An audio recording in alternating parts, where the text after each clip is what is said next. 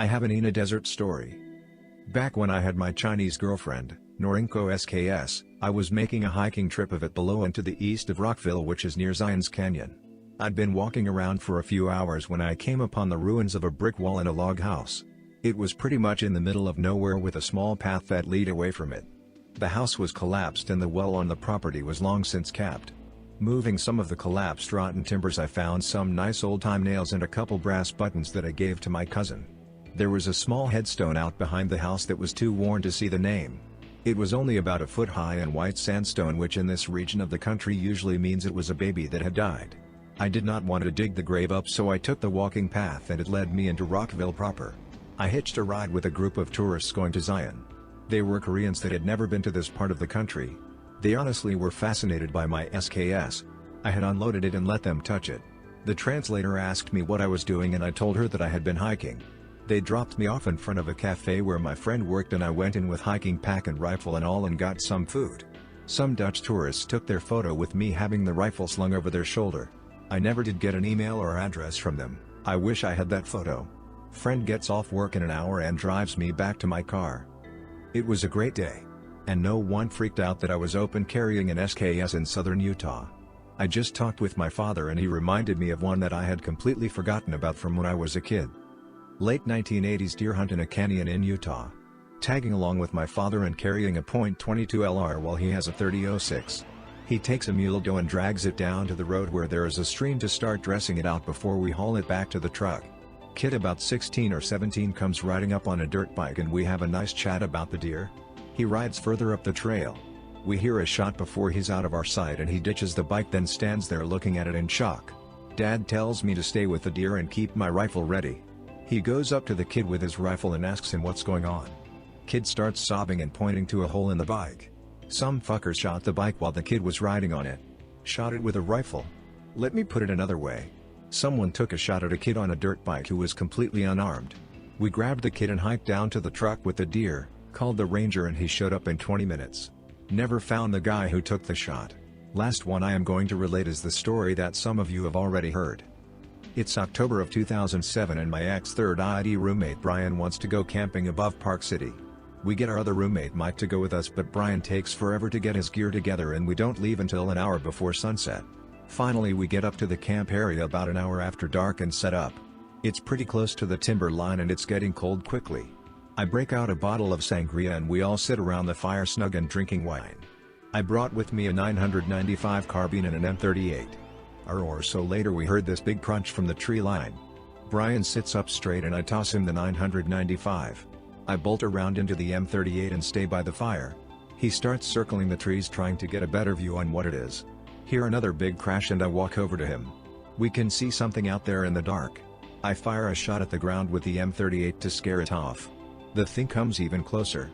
Brian goes back to Mike, who is drunk as hell, and they both pack the gear back into the car. I keep my eyes on the shadow, then I hear the scariest thing I have ever heard in my life. It was a bull moose call from about 40 yards.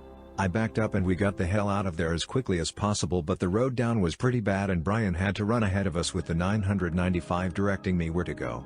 Keep in mind we are all drunk and Mike is sitting in the passenger seat saying how cool this is and how much he likes having us as friends. We finally relocate to a campground 2 miles down from the first and I don't sleep well that night. A raven wakes me up in the early pre-dawn and I nearly shoot it with the M38. Stayed up the rest of the night and went into town for breakfast. Scary night. On the trip in question I decided to hike the old Malala Indian Trail that followed the ridge tops from Saddle Blanket Mountain to Oak Ridge, one of the Native Americans' favorite summer camps and trading centers. It was a beautiful August day. 2 days into the hike, I expected to be gone about 2 weeks, when literally out of the blue the most terrifying thing that ever happened to me in my life occurred. It would change my perspective of reality forever. I was walking along the trail enjoying the strong breeze and bright sunshine when, in the middle of a step, everything around me started to turn gray and blurry.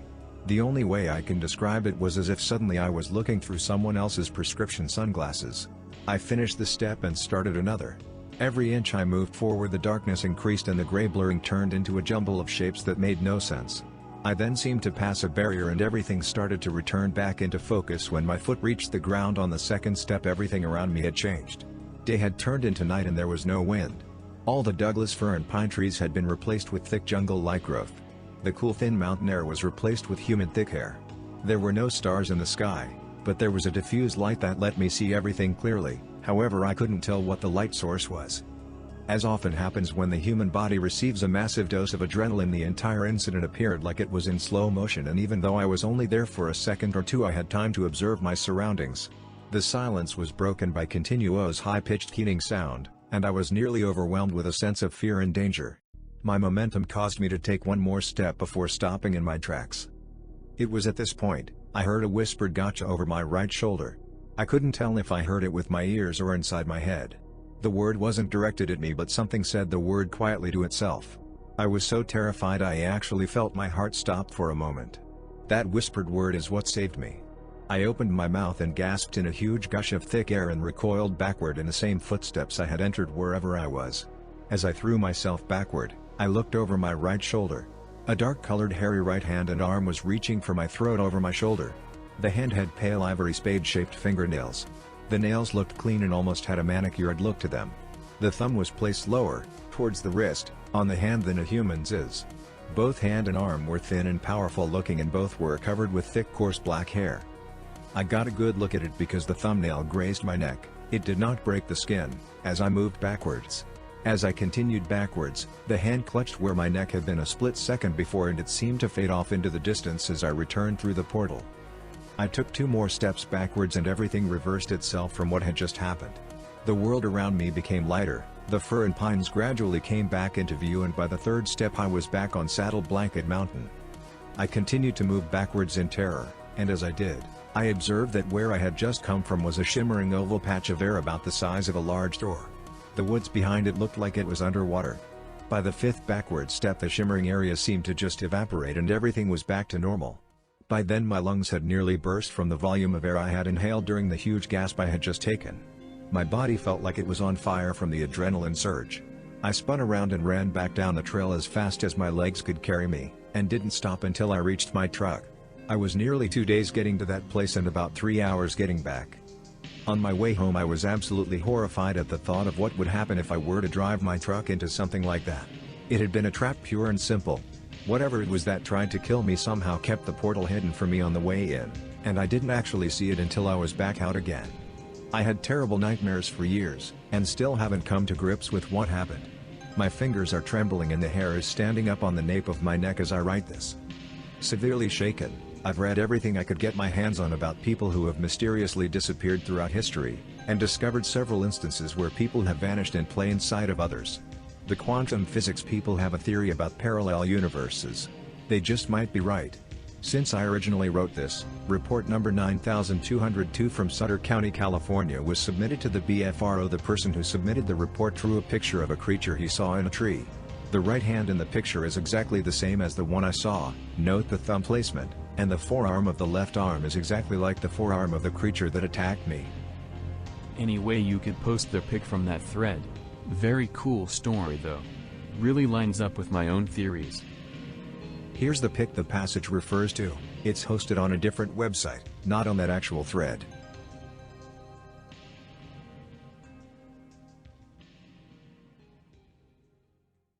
About a year ago my brother, and 3 of our friends decided to go on one of those camping trips where we wanted to go all out. We planned on being out a week and partying and doing what 20-somethings do while camping. So using Google Maps we find this awesome looking spot just south of Taos, New Mexico. So after we finished loading up the truck with tools and the camping shit we already have, we dropped by Walmart and bought a bunch of shit including ammo and 5 of those cheap kerosene lanterns and some citronella oil. These would later prove to be a lifesaver. And in true /K/Omondo fashion we brought a shit ton of guns. I had my AK, and my brother had a 9130 SKS, a cheap 12 Coach gun, and one of my friends had a Winchester 1200. When we got there we barely managed to set up camp before it got dark. The place we found was a clearing about 500 feet by 200 feet. We situated our camp at the north end of this clearing in a cul-de-sac of trees.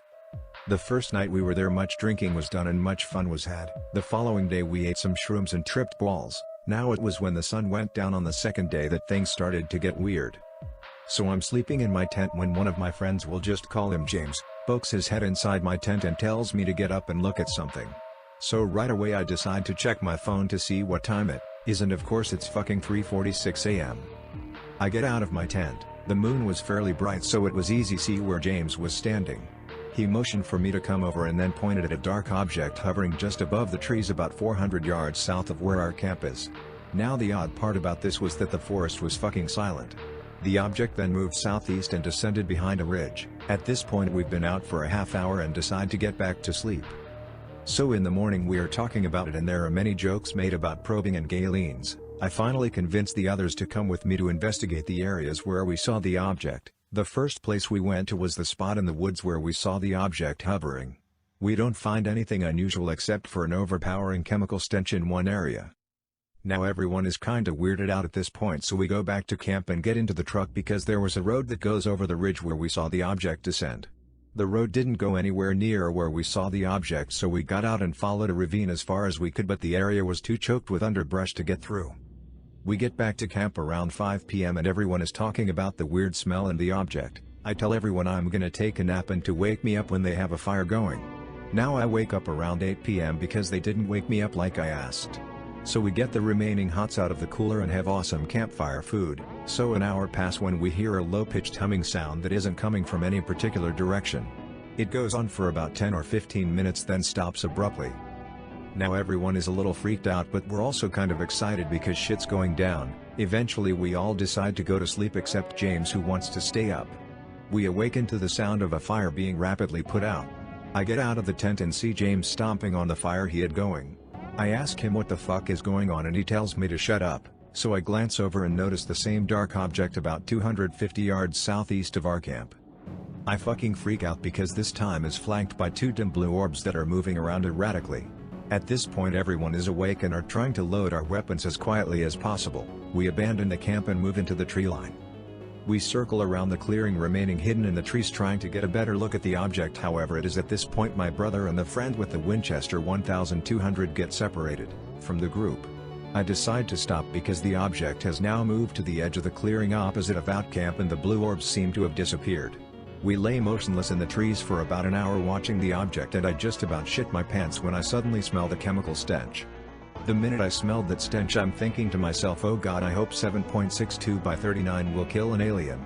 Now we were all within arm's reach of each other and we were certain that the other two took off on a road to the north, while we had moved west and south, so when we heard rustling coming at us from the south everyone shit a brick. Out of the corner of my eye I see James raise the missile, so I turn to see what he's aiming at. A tall figure is moving in the woods less than 100 feet from where we are huddled. Now I can't say for sure, but it was taller than any one of us and its proportions were completely wrong for a human. James fires the missile at it and there is an unsettling shriek as it runs off into the woods. Not wanting to stay and find out if there are more of them, we take off down the road to the north and after about a half mile we find my brother and our other friend. They heard the gunshots and were on their way back to see what happened when we ran into them. I was adamant about not going back to the campsite until morning and thankfully everyone else agreed. So we waited out the night in the forest. Morning came all too slowly, and we waited until it is nice and bright out before returning to the camp. When we got there our camp had been trashed and the stench was fucking everywhere. It was so bad that it started to burn my nose. But the strangest thing was the sensation of heat and a metallic taste when I got close to the truck, so I opened the door, get on the floor, everyone walked the dinosaur. Were there any lights on it, or was it just a silhouette? It was a silhouette and it looked roughly elliptical, but it was very difficult to determine the actual shape because it was silhouetted against the stars. Oh shit nigga. Were they flashlights? No, they were definitely not flashlights. They were 80 feet in the air and moving around fast. Here is one from the land down under. I was shooting camels halfway between Ayers Rock and Peterman in the Northern Territory. 3 of us got a 45-70 Falling Block Ruger, Model 70 in .308 and a T3 in .308. You have to realize that this is sparse country. Population density is less than 0.01 per square kilometer. When you go out into the desert you are alone. No one is coming for you and you can die very easily, think 42+ C temps. Anyway, we have had shit luck with the camels and decide it's time to lay up cause it's getting colder. By the time it gets dark we are only 200 meters from vehicles and camp. As we crest over dune we spot a light between the vehicles, using them as windbreaks. Who the fuck is there and what the fuck are they doing? We all chamber up and head down towards camp. Get within about 50 meters and yell hey. Ball of light rises about 3 to 4 meters off the ground. Takes off into the distance, tracing over the top of the desert, rising and falling with the dunes. Would have been going about 100 kilometers an hour at least. We set off for Peterman, Aboriginal community, straight away. By the time we get there they have seen it too.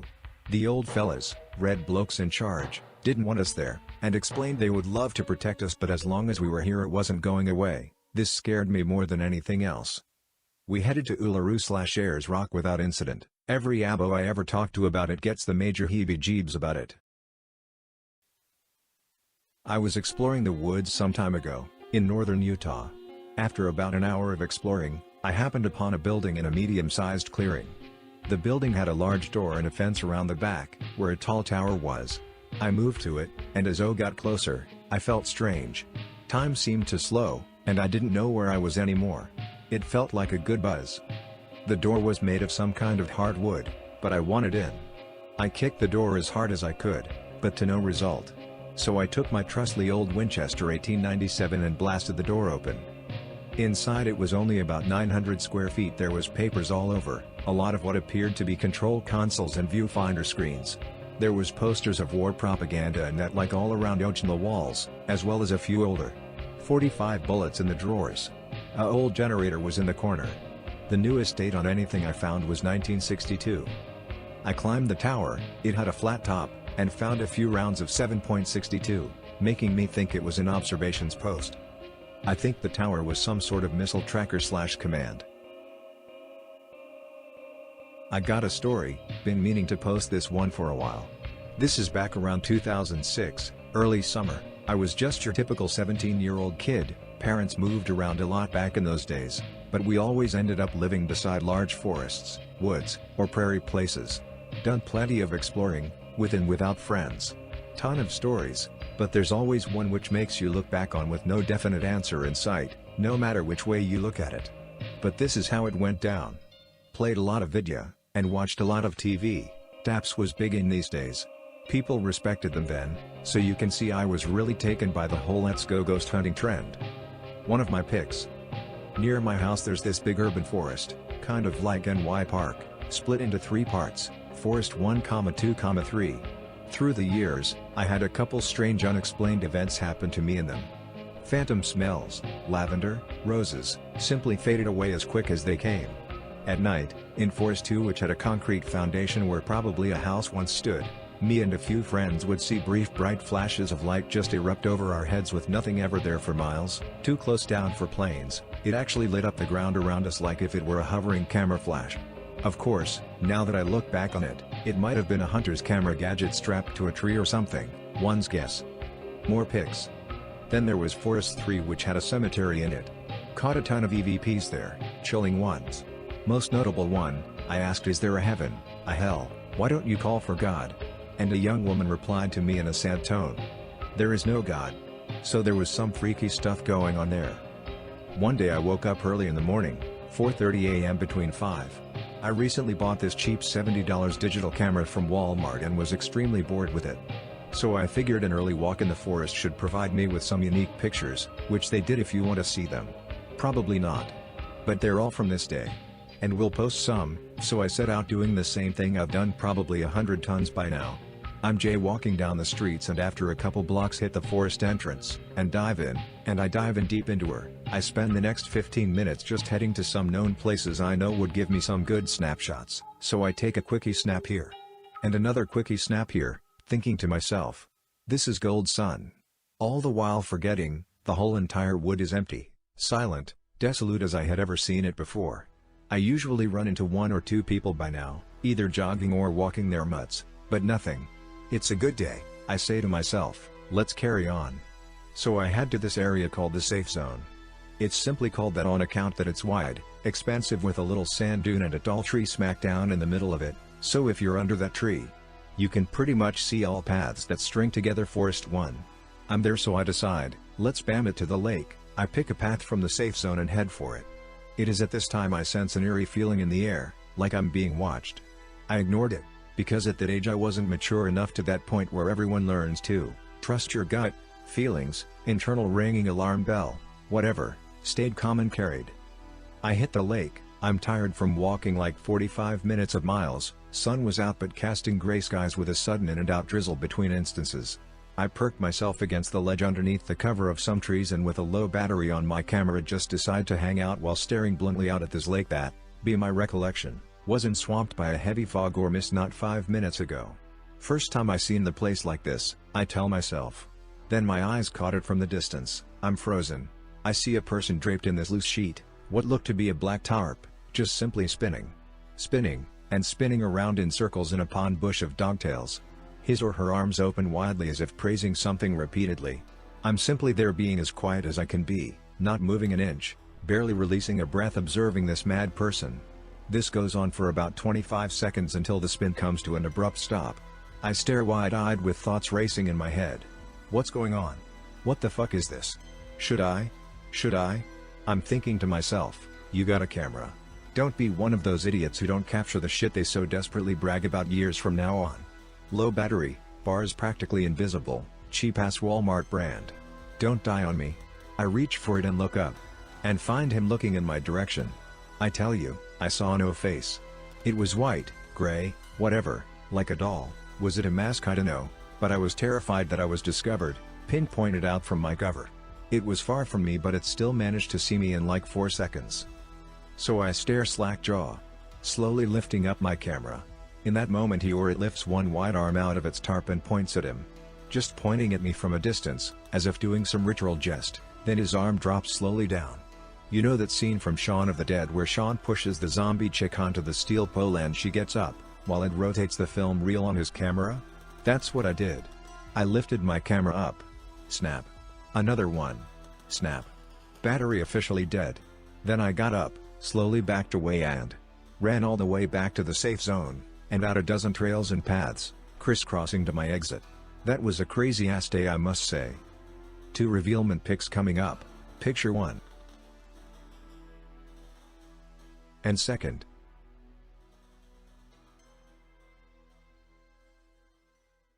Years ago I was camping/hiking with some friends on the northern California coast near Jenner. Our camp was about 2 to 3 miles inland from the beach. We set up camp mid-afternoon. Some of us stayed at camp and myself with the others went to the beach. It was a beautiful clear day, about 77, no clouds, and not another person in sight. After dicking around for a few hours, a young couple in their early 20s approached us.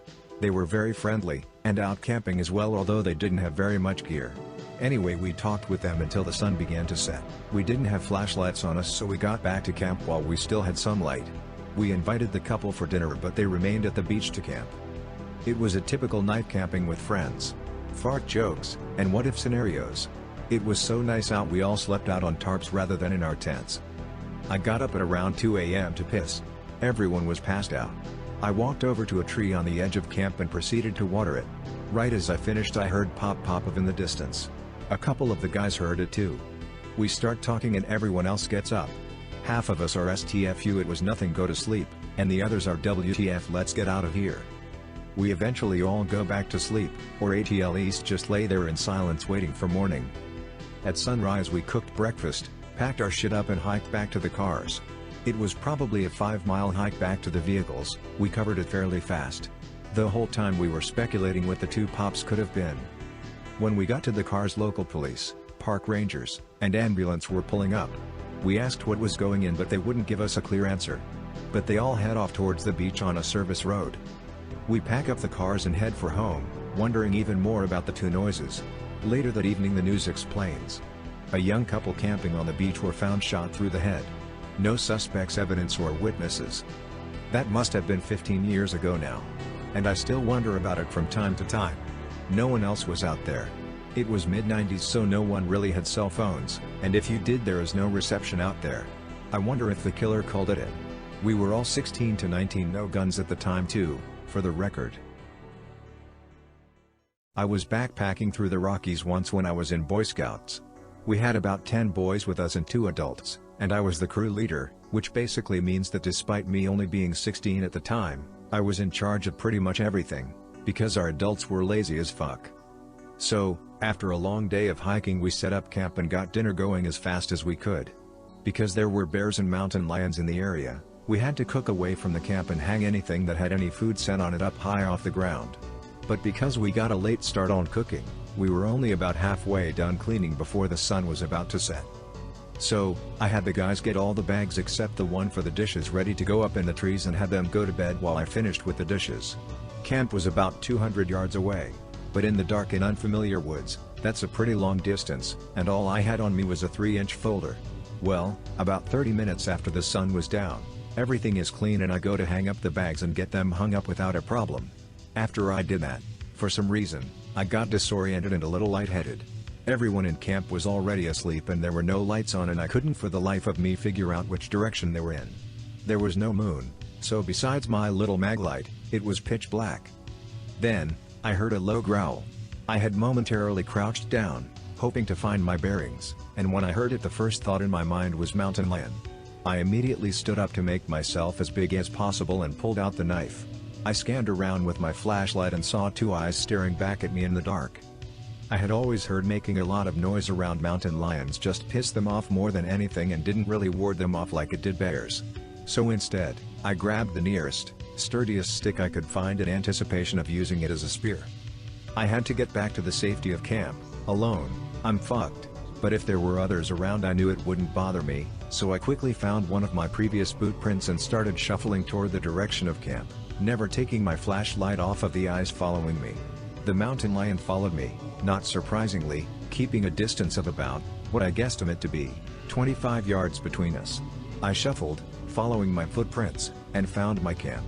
At that point, I got in my tent, feeling relatively sure that it wouldn't mess with 12 of us. The freaky part, I woke up the next morning, and there were mountain lion tracks just outside the front of my tent. I stayed up for 2 hours listening to see if that thing came near and I didn't hear a thing. That thing waited until I was asleep. I posted a story about a year ago about how my friends and I find a weird man-made structure in the woods. I doubt if anyone remembers. But some shit happened recently and on Sunday I had a pretty fucked up experience, so I'll give you the full story and what's transpired since. There's a small university in my town. About a mile behind the dorms there's a lake, and behind that some woods. Students are always going to the lake, grilling, drinking, smoking pot, the usual college kid stuff. The campus security doesn't bother with it since it's so minor and it's not on campus proper anyway. I don't go there myself but I have friends who do. One day he and a bunch of people go and have a campfire.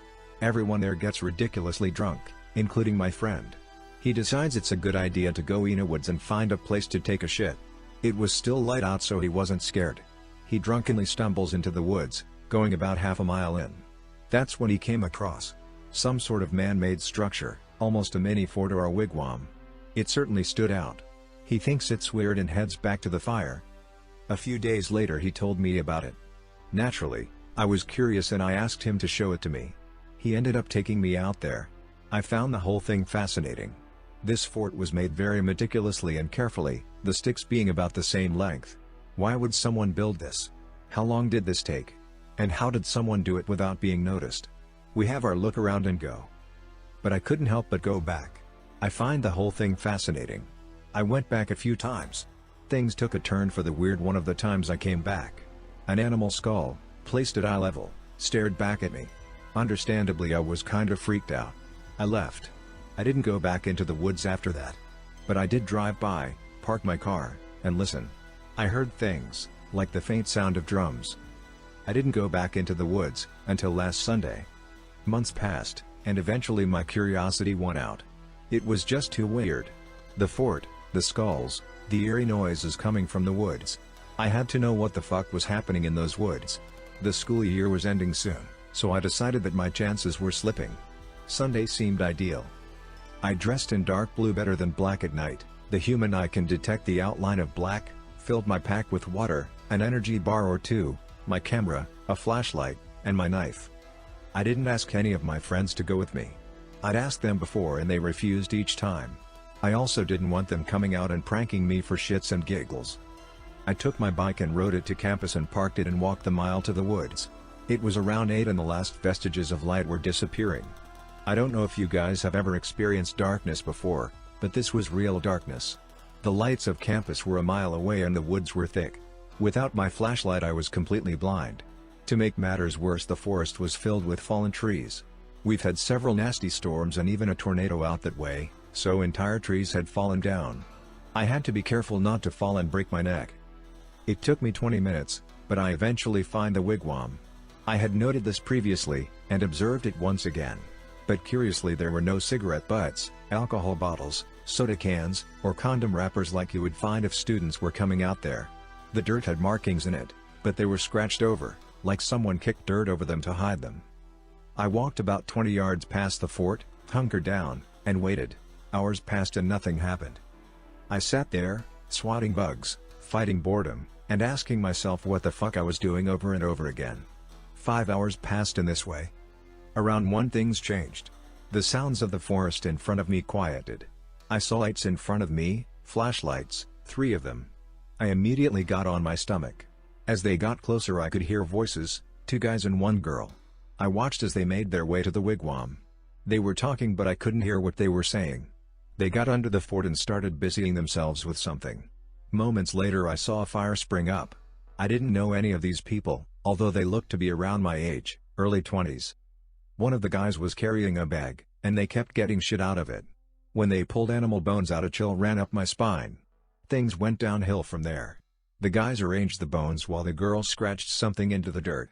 Their voices were still low, but it sounded like they were chanting in tandem. I don't believe in energy and auras and all that, but at that moment it felt like the entire forest was a giant cold spot. Their voices rose, their chanting continued, and I shat a brick. Then the fire went out. They didn't kick it out or pour water on it. This was instantaneous, like someone snuffing out a candle. The temperature seemed to drop even more. I started shivering and couldn't stop. It felt like my fucking bones were freezing. I covered my mouth with my hand because I was afraid they would hear my teeth chattering. The last thing I wanted was for these people to know someone was watching them. I listened, and in the pitch blackness I could hear the girl talking. It didn't seem like she was talking to one of the guys, but someone new, as if a new person had just dropped out of the sky. That's when I heard the sound that I will never forget, the sound that's already wormed its way into my nightmares. It was like someone was trying to breathe, but their throat was damaged or slit. It was ragged, loud, and to my ears, inhuman. I had a sound that echoed through the forest and nearly made me piss myself. If I was scared before, I was nearly catatonic with terror at this point. Never before had I heard such a horrifying noise. At that point my brain and body were screaming at me, flight, flight, flight, and I thought it best to comply. Slowly, I turned myself, got into crouching position, and walked as carefully as I could. It was pitch black in this woods, and in my mind if I couldn't see them, they couldn't see me. The chanting had started again, and to my horror those gasping, dying breaths punctuated those chants. I got about 10 yards when I had my cliché moment. I snapped a twig under my foot. Immediately the chants stopped. The breathing noises stopped. I could hear one of the guys say, "What the fuck?" Then the breathing, the gasping, the awful cries started. And then, even worse, they got louder. They were moving toward me. It was at this point I went into maximum nope mode. I couldn't run, because I couldn't go 5 feet or so without tripping over a tree or a root. I got out of crouching position and fast walked as fast as my body allowed, feeling ahead of me like a blind guy. I don't think you can imagine how terrifying it is to not be able to run away from something when every fiber of your being tells you to do just that. I kept going. Duck or crawling under fallen trees, as fast as I possibly could. To me, it sounded like the breathing was gaining, but in my drift state I couldn't be sure. It was at this point the cultish trio finally came to their sense. I looked back and could see them switch on flashlights. My first thought was, that's it for me. I did the only thing I could. The next fallen tree I wedged myself under it, threw some fallen leaves on me, and wedged myself as far into the dirt as I possibly could. I don't think the trio knew which general direction I had gone, because they never really came close to where I was laying. But the breathing persisted. That disgusting, guttural hay seemed to be all around me. I felt like vomiting and crying. Once again, I had to hold my hand over my mouth so I wouldn't give away my location. I thought for sure whatever the fuck that horrible voice belonged to would eventually find me. Again, hours passed. The breathing persisted. I wanted to see if the flashlights were near me, but I was too scared to sit up. Eventually, the breathing stopped. I had a crash, that is to say I had so much adrenaline pumping through my body moments before that I was exhausted. I surprised myself by going to sleep. When I woke up the sun was shining through the trees. I'm not exaggerating when I saw I was never so fucking happy to see the sun again. Carefully, I sat up and looked around. No people, no breathing, no nothing. Everything seemed normal. Part of me wanted to go back to the wigwam to investigate, but the logical part of my screamed at me to get the fuck out of there. After all, there was the possibility they were watching it. I thought it a bad idea to come out the same way the trio and I came from, the south. Instead I went east and hugged the tree line that borders the lake. I ended up walking around the entire lake. It took me an extra hour, but I felt safe. I even saw a young doe, which for some reason put me at ease. Got around the lake. Walked back to campus, unlocked my bike, and got the fuck out of there. I haven't been near the woods since and I don't plan on ever going near them anytime soon. Apologies if my story was long-winded. I'm drunk and tired. Also, I apologize for not having pictures of the actual fort/wigwam. I must have erased them. Do some nice creek walking with my dog Mossy 500 on back looking for some quail cause I've got a fucking taste for it. Follow creek for about 2 hours. Come out at big delta. Water just dissipates into ground. See a few small Joshua trees in a circle with cut off teddy bear heads in between the branches and matches hanging from their ears as like earrings. What the fuck? PNG dog just sniffs for fucking ever. See a big hole in center water spring. I guess to myself. I walk over to it. Look at the edges and they have multiple types of animal skins lining the edge. Dog is sniffing them up and down. Look at there are a few small feathers in the water. Strangest water I have ever seen. It is like a white-blue color and couldn't see through it. Dog walks down and gets in it just drops off and she has to swim out. When she comes out I see a skull surface and then a big bubble comes out and the skull sinks back down. Human skull. Further investigate. See what looks like a rifle barrel sticking out of the water. Pick it up. See pick. And then the dog starts to pace in circles around the spot. Leave this place. Couldn't seem to find it when I got up about 3 years older, out in 10 on a cool night with 2 of my friends. We are only about 3 miles from one of their houses and there shouldn't be anything other than forest in every direction by back home. We have a tiny little fire outside the tent and the other 2 fellows are drunk of their ass. About 1 in the morning I hear something prowling around the tent. Fuck, those other guys are in a drunken stupor. I load up the 12 gigaamperes and yell out, "Hey, whatever fucking animal you are. Go the fuck away or I'm going to shoot your ass." The noise fades into the distance and I'm rather pleased that I don't have to peek out at it. Still I'm a little nervous and end up lying awake for a few hours. Then at about dawn I hear all kinds of movement outside the tent. It wakes my friends up too. Roosters. About a dozen roosters are all walking around us. That is really fucking odd. I didn't know there was a farm out here. My buddy who owns the land says that there shouldn't be. Well anyway, I say I'm glad that it's just roosters. I was woken up last night by something I thought was a bit bigger. It was at this point that one of my friends points out that there is a second fire 10 feet from ours. Holy shit, what did you do after that? Kicked some roosters. Packed up the tent. Put the fires out and covered them with dirt. Walked home. Ate pancakes. We went out exploring the area that afternoon, but we didn't find any signs of other people or the roosters. Just a weird thing. I'd think it bothered the guy that lived around there more than it bothered me and the other fellow. I suppose he got the idea that some odd hobo was raising chickens in his backyard. I couldn't even guess why someone would make a second fire. If we weren't crammed into such a tiny tent that we were practically laying on one anther, I would accuse one of the other guys of making the second fire as a prank. I have an aunt who pretty much lives in the woods. Nothing but trees and one other house around her for about 3 miles in one direction and forever in the other. One evening she is waiting for FedEx and hears a really loud banging at the front door. She opens the main door to yell at the FedEx guy for knocking so loud, but it's a fucking black bear beating the screen door with its front paws. She screams and it backs off enough for her to close the main door. She's home alone and while there are guns in the house, she has never shot one and isn't comfortable with them. She starts calling people for help when she hears a knock at her side door. She goes up to the floor above it and looks down in time to the bear burst through the side door and into her basement. By the time we get there to help her, the bear is long gone. But my old man and her husband call the local game boys and we hang a new, stronger, door.